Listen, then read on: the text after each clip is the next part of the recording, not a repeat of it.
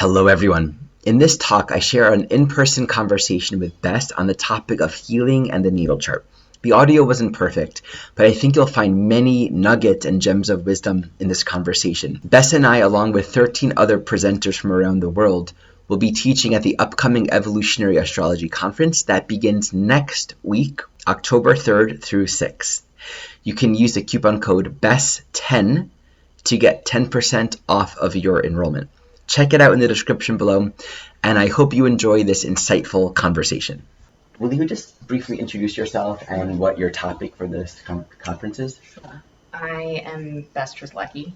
I should say Streletsky because that's the proper way to pronounce it, I hear. My married name.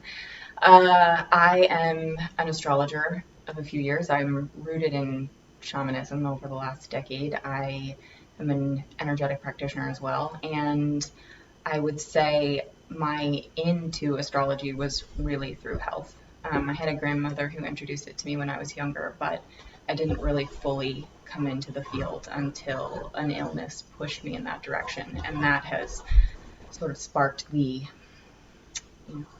impetus for this talk. And you've also done a lot of work with, we were talking about this ahead of time, and one of the points of trepidation around having this conversation is, while you do have a lot of medical knowledge, anatomy, physiology, a lot of herbs, and astrological correlations as well, we're hesitant to begin to speak about it. Tell us why. Yeah, I think it can lead you down a path of diagnosing. Apologize, our dogs are in the background. It can lead you down a path of diagnosing, and also it can become a very fear-based place when people look at their chart and they know there's a possibility to understand the medical implications or the health implications of that. It can make you feel like, oh my gosh, I have Saturn in this house, and this means that I'm predisposed and I'm gonna get, XYZ disease. And that's not what it's meant to do, I think, in its highest form. I think there is a great opportunity for awareness, but and support, and there's fun things you can learn from your chart, like, okay, I have a sun in Gemini, and so what does that mean? How can I support my life force? How can I support my evolution? Whatever. But I don't want it to become a fear-based practice. Right. That's probably a part of not why I haven't gone in that direction, but I'm so mindful of how broad and deep the whole scope of healing is, right? Yes. I have an immense amount of respect and curiosity around just the whole realm of medical diagnosis. But this is where maybe we can start our discussion. We were kind of tuning into this earlier, and I guess the question is, what is healing? Yeah. Right? Because we can look at the natal chart and interpret it on all kinds of levels. And I think that the gem of evolutionary astrology is that it's committed to a soul dimension of perception. Yeah. So we're never going to just interpret the chart and give diagnosis. Like, okay, even on a psychological level, oh yeah, these are your hobbies, or these are your traits, or these are your good, everything has to be pointed back to what is it as a soul that you're here to learn and evolve and work with. And so I feel very mindful when it comes to medical diagnosis that we don't just stop on the superficial level of, okay, this corresponds to your kidneys, or, I would want to come back into what's the evolutionary intention. And that shouldn't also be used in such a way where we don't then honor and respect like the value of like specific diagnostic work. But I think it has to be done with such care and thoughtfulness to not accidentally become a little bit overly materialistic or fear-based, like you were saying. Completely. Yeah, I think that's a great point. And I think there are ways to look at a chart, right? And healing is on physical, mental, emotional, spiritual levels. And there are ways to find that in the chart, right? Yeah. Like you can always bring it back to the soul with Pluto and the nodes and karmic evolution and all of that. But then also you can, anytime there is an illness or a significant injury, you can always stop and start to do the Pluto thing, the Scorpio thing, and say why, right? What's going on in the life? How's the physical setup? What are you eating? What are your sleep patterns? Are you taking care of your physical body? Are there mental and emotional patterns that need to be adjusted? Are there, is there trauma in whether that's like present life or past life that needs to be uncovered, recovered, reprogrammed. I think and that's a good astrologer, I think, can go there. And I think evolutionary astrologers have an inclination to go there, which is nice. I really feel that, EA is valuable in a deep way in the sense that it's bringing this like deeper psychological dimension. And yet there's so much more to develop. And this is one example.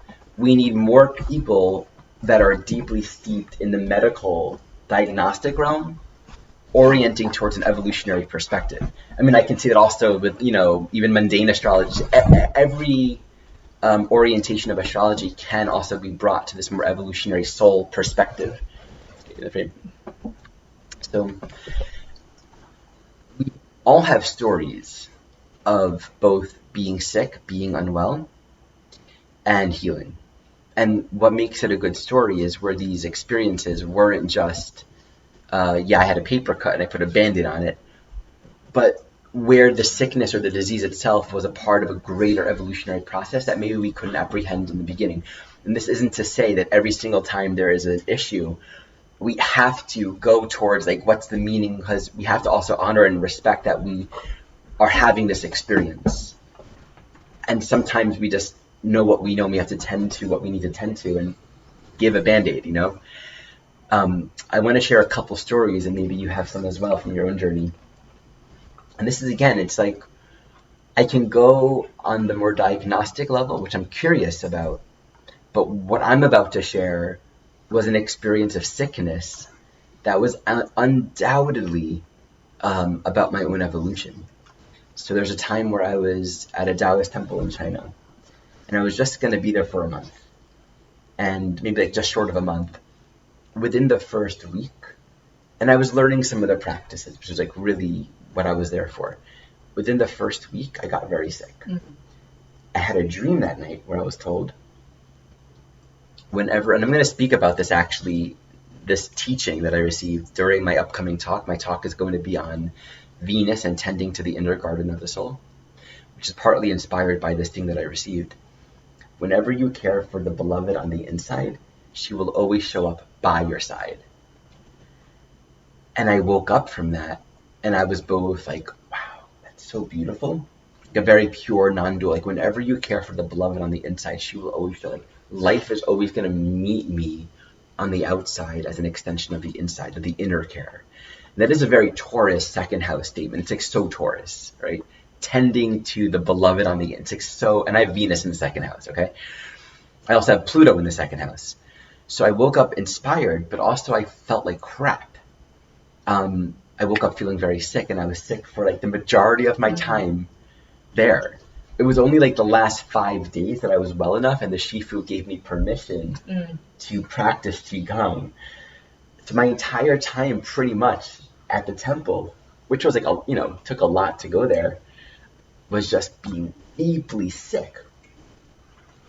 And while I couldn't quite, and I still can't ever do justice to like the larger reality of that sickness, what happened during that time was I was just deeply alone.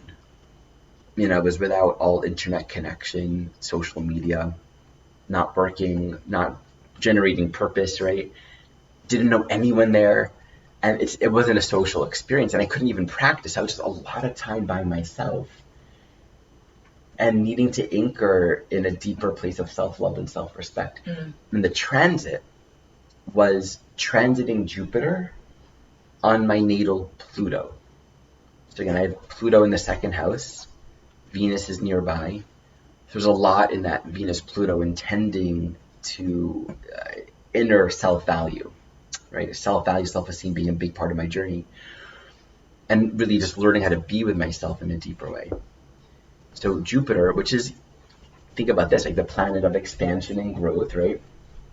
More often than not, I've seen this so many times, Jupiter transits can bring disease, can bring death, can bring illness, all those kinds of things. And the Shifu worked with me. He thought I had malaria. I didn't have malaria. But it was like a mystery. What's going on with Ari? Like they did all this healing work on me, and it was like it was kind of a mystery, and I had to play it out for a while. I love your story. One of my first thoughts is I wonder if you will uncover a lifetime where you were there. and had a certain amount of power, or were teaching a certain amount of people or something, right? And had to go through this I actually experience. do have a little bit of knowledge of Yeah. that. So Yeah, there you go. I can say, I mean, think about relative to that Pluto second house. There was a time in the past, I'm just aware, where the inner cultivation was more about personal power and it was misused, which is like something that I'm like super mindful of and like guilt. Like there's a lot of conscientiousness Right. around that right now. Right. Yeah, I actually never thought Yeah. about like literally Yeah. that So mountain. that's Yeah, it's exactly it. interesting. And so it would be almost like a karmic cleansing, right? Like you'd have to go Mm, deep into the spiritual practice, and it would be almost like a karmic re-imprinting for you to kind of rewrite and reheal that story. And so and I would say that, that heals a level of the soul's trauma, right? mm, That you have over lifetimes that you accumulate. And so you did a cleansing there essentially. And also, there's a time to give and a time to receive. And I'm sure it was probably a time in your life where you needed to be receiving healings from others and know that you're not alone. You're second right. house Pluto, right? That you can there are the people who can support you and help in that healing as well, right? And then you can use that to then go and help others from that experience. So I love that story. And I think that's what we'd be looking for in the charts. It's like, what's going on here Right. and why. That's And such a beautiful. I never thought of that until just now. It's such a beautiful insight. yeah, Yeah, like an evolutionary necessity to bring me back to myself. yes. It's such a beautiful. And Yeah. that Jupiter expands the teaching of that, right? And then expands your ability as a teacher to then go and help others in having had that experience. Right. So, Mm. and sometimes we don't see that until hindsight's 2020, and you're using it in ways that I'm sure you wouldn't even recognize, right? So I love that story, and I do. Oh, go ahead. Let me say this. I mean, that comes back to that whole like these things are destined to happen, and at the same time, my computer's sliding. That's why that's happening. Here, can you move in closer this way? 'Cause my Yeah. computer's sliding out. And at the same time, no sickness, no disease, no pitfall itself has meaning on its own. Right. Like from a larger understanding, where you can really see like the truth. There's actually always a gift in it, Right. and that's again apprehending that sometimes takes just a lot of trust and patience. But that's I think where the teaching of like the guru taking it away comes in, because when there's that level of insight and understanding, we don't suffer Right. needlessly. Right. I would say too, though, some of those are situational, right? The soul receiving a guru taking that away would be necessary for that soul. It wouldn't necessarily be necessary for everyone, right? Right. Not everyone can go to a guru and have them take away their healing And it or wouldn't their be pain. it wouldn't be It wouldn't be appropriate. appropriate, and Yeah. sometimes it wouldn't be possible because there's a reason the soul is going through the struggles and trials and tribulations on a health frame in order to help their evolutionary growth. I would suspect that soul who had a guru take away their pain needed to know that it was possible. Right. Needed to have a little bit of faith. Needed to understand that all things are possible, Yes. and there is a Yes. biology to belief as well. Yes. And so it's a beautiful experience for both parties, but it wouldn't necessarily be right in all cases. Yeah. Or possible. And so, yeah, I think, and that, I love what you said. I mean, my favorite mantra with astrology and especially with health is nothing happens to you, it happens for you. Mm-hmm. And especially with Pluto and the soul's evolution, it's like we can always be thinking about whatever hardships we're going through are almost always for our soul's growth, right? Yeah.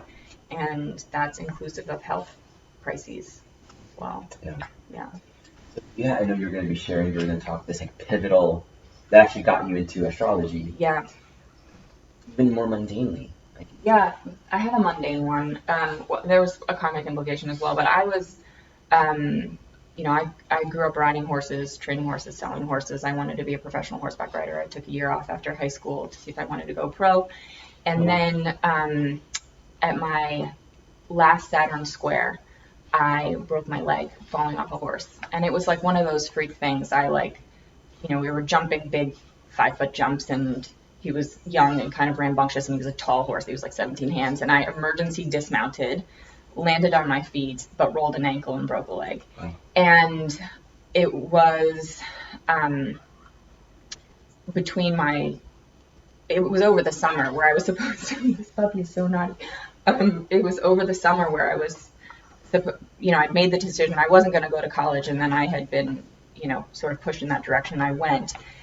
But I couldn't do anything on a broken leg, and I had to stop and ask the question, like, why is this happening? And really, it was because I was on a path that I was not meant to go down. I wasn't meant to go become a professional horseback rider. I couldn't really handle the stress of trying to win in competitions and putting that kind of pressure on myself. The last Saturn square. So your Saturn's in the 11th? My Saturn's in the 12th. So your Saturn was transiting in your 9th? So it was, yes. And it was like reaching the exact square. And, those Saturn, that first square, the opposition, the last square, and the return are all where we're imprinting our karma from, past life karmas. And I did run into a past life where I had broken the exact same leg. Interesting. And it was a lot around not taking on my personal power and making my own decisions, right? I felt a lot of guilt, Saturn, for the, money and resources and time and effort my parents had sacrificed, my horses had tried for me, all the things. And I think I wasn't willing to really step back and go, I'm going to let this go. And it's not in my highest good to go down this path. It's been a beautiful part of my life, but I am not going to make this my whole life. It wasn't the right path for me. So I think I'm, and Saturn's like bones and structures and all the things, right? So I think I started to have a predisposition to learning that when a health crisis comes up, you can say, stop. So that's a great example of, in this case, it's a very Saturn health dynamic of like limit, boundary. You broke your leg, you cannot pass go. You cannot collect your knowledge. Yeah. The nature of this was an actual experience on a physical level being blocked, limited. You can't go forward. And you have Saturn in Scorpio. So there's just this greater psychological dimension, like where you mentioned, am I not embracing my power? And this pattern of maybe suppressing something that I'm afraid of and walking this path that I don't need to walk. So Saturn was transiting your 9th house at that time, right? Which was horse riding. Yeah. But also just, maybe not connected to your own intuition. Exactly. And redirecting. So I have Jupiter on my IC in Sagittarius. I went to an Orthodox Jewish high school. And at the end of my time in high school, I was getting ready to go to Israel to study in a yeshiva. And it was a very religious yeshiva, like an all-boys school where you study Torah all day. And I had a lot of questions about God and religion and spirituality. And I was beginning to be more vocal about that with my rabbis. And I wanted to go to Israel to decisively figure it all out. And I had this vision of just like being there, forming relationships with my rebbeim, with my teachers, and just studying Torah really deeply and asking all the questions. Anyway, the issue was at that time, I got sick with mono. Because along with all those religious questions and confusions, I was actually having a secret life out, right? And that was a part of my guilt and my confusion of like, I got to go to Israel, get myself clean, be in a good, pure environment. And there was like these Sagittarius efforts to like try to make myself something that I wasn't. Yeah. That's a Sag issue. I got mono and I could not go to Israel. I was so tired. I was so sick. So I stayed at home in New Jersey. Then I ended up going to Yeshiva University, which is an Orthodox, it's like a Jewish university. You lived in New York City, right? Yeah. So it's a secular school, but with Judaic studies. And that was just the right, it was like, I couldn't have been anywhere else that would have been, because I needed to be immersed in that Jewish context. It would have been too much of a stray for me to kind of let all of that conditioning go. But at the same time, it provided a very secular environment with non-Jewish teachers, a non-Jewish philosopher that I took a class with, and lots and lots and lots of books. So during that time, once I got sick, I started school. I spent the first semester just reading so much. I studied the Torah, but like with a more analytical mind. And I didn't do what I thought I would do, which is, adopt to some other belief system that I was trying to convince myself of. I'm like, I'm here, got all these books, got all these different people with different beliefs. I'm in New York City. I went so deeply. It's like Pluto on my Jupiter. I unearthed all of these old belief structures. And I was like, I need to find the truth. I need to know, is the Torah true and who am I supposed to be as a Jew? I just went so deep that by the end of the first semester, I had a profound crisis because I wasn't able to convince or prove anything to myself. I didn't know what to do. Like, what am I going to do with my life? Like, that was a sort of like, now what? You know? So that's another good example of, you know, from the point of view of getting mono, sure, we can rest and take good care of yourself, but looking back at that, there was absolutely nothing I could have done other than not go to Israel. Yeah. That was like divine grace coming in and saying, like, you're being guided on the path, and the intelligence is greater than our own understanding. So we just have to trust things sometimes. Even if we don't know, if it felt like a setback. Right. I was so disappointed. I was so disheartened. And it's cool to like be a parent. And I wonder if you've experienced this or have seen this in direct ways. Seeing our children go through different health dynamics and kind of have a little bit of insight into the greater evolutionary dynamics underneath that. Yeah. It's a good question.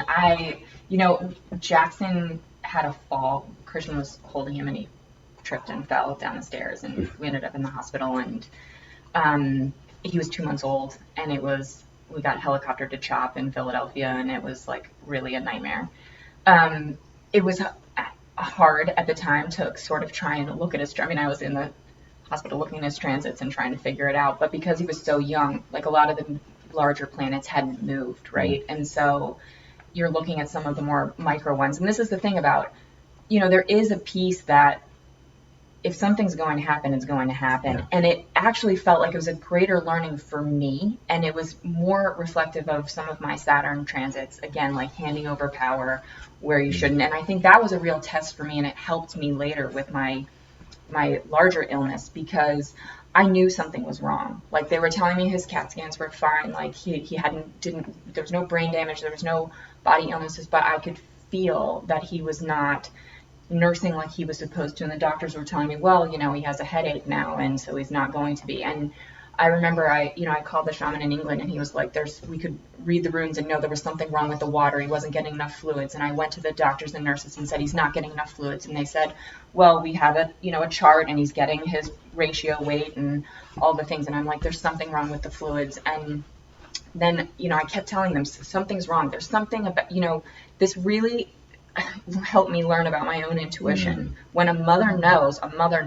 Like, if something's not right. And I had some wonderful nurses who said, like, I know to always listen to the mother, because they just know. There might not be a medical explanation, or we might not be able to see it, but a mother will know. And it came to find out that he wasn't getting my breast milk, and so he had botulism. We had work done on the property. They had dug up a lot of the soil, and there's botulism in Pennsylvania, New Jersey, California, Hawaii, I think. So they have to fly a medicine out from California to give to your children. And basically it's kind of like Botox, but in your body, basically. So your lungs eventually can't work on their own. They can't move, they can't suck, they can't swallow. And it was a really good lesson for me to basically get the doctor's attention, and then they brought on a neuro team and they figured it out. But it was like, don't doubt your intuition, and don't hand over your power, even to the professionals who are the best in the world, some of the best in the world, right?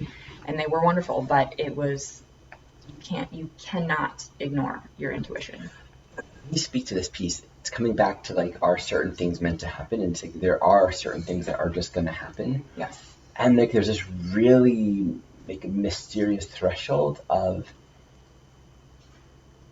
and I can only speak to this from my own observations and my own experience, and see if I can find the words for this. Coming into this world, obviously we don't know what we don't know, and we have the karmic patterns that we have, and the tendencies that we're just not conscious of. And there are things that are just going to happen that are part of just body that you're in. It's going to happen, just part of it. And that's where I think Jeff Green has spoken to this, where it's with Uranus, I forgot what the percentage was, but there's a certain percentage that he says there are certain dynamics that are going to simply manifest. They're just going to happen. But then there is this other dimension where it's the archetypal dynamics are there.